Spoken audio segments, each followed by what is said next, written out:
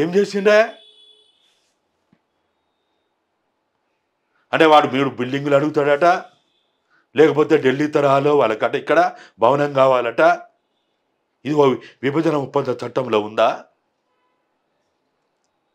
మూసీ నది విభజన ఒప్పంద చట్టంలో ఉందానే?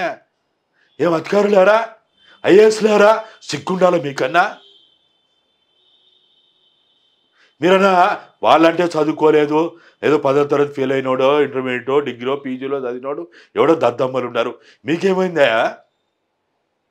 మీకు ఒక్కొక్కరికి 3 లక్షలు 5 లక్షలు జీతం తీసుకుంటారు మీరు. విభజన చట్ట ఒప్పందంలో మూసీ నది ఉందా? మూసీ నది ప్రక్షాళన ఉందా? మూసీ నది ఇరువైపులా ఓ పెద్ద ఏమో చేద్దామంటారు. ఏం చేస్తారు మీరు?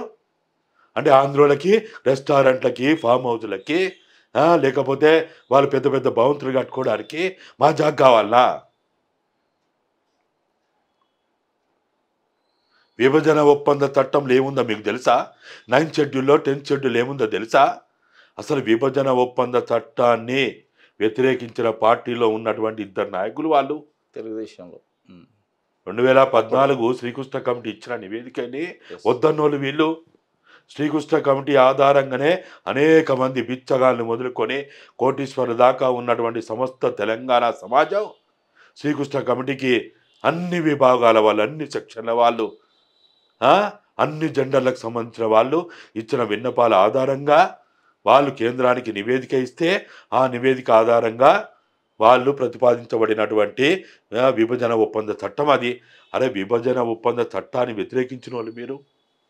అది ముడ్డి తుడుచుకోవడం పనికి రాదు, మూతి తుడుచుకోవడం పనికి రాదు, టంగ్ క్లీనర్ కంటే అధ్వానము, టిష్యూ పేపర్ కంటే అధ్వానం అన్న మీకు దాని మీద మాట్లాడడానికి మీకు ఎట్లా దమ్ము ధైర్యం వచ్చింది?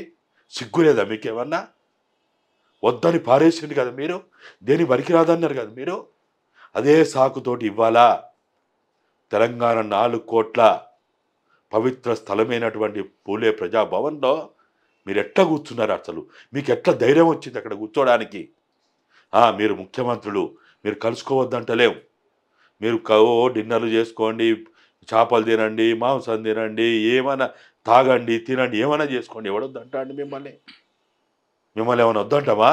కానీ తెలంగాణ ప్రజలను అవమానపరిచేటట్టుగా, తెలంగాణ ప్రజలపైన ఆధిపత్యం చెలాయించేటట్టుగా, తెలంగాణ ప్రజల సెంటిమెంట్ని కించపరిచేలాగా చేస్తే తెలంగాణ సమాజం ఊకోదు.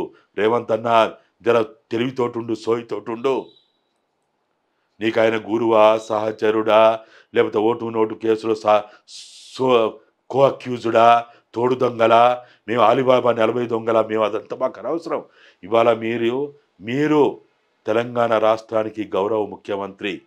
ఆ గౌరవ ముఖ్యమంత్రి అని అనిపించుకునే స్థాయిలో మీ ప్రవర్తన ఉండాలి, మీ నిర్ణయాలు ఉండాలి.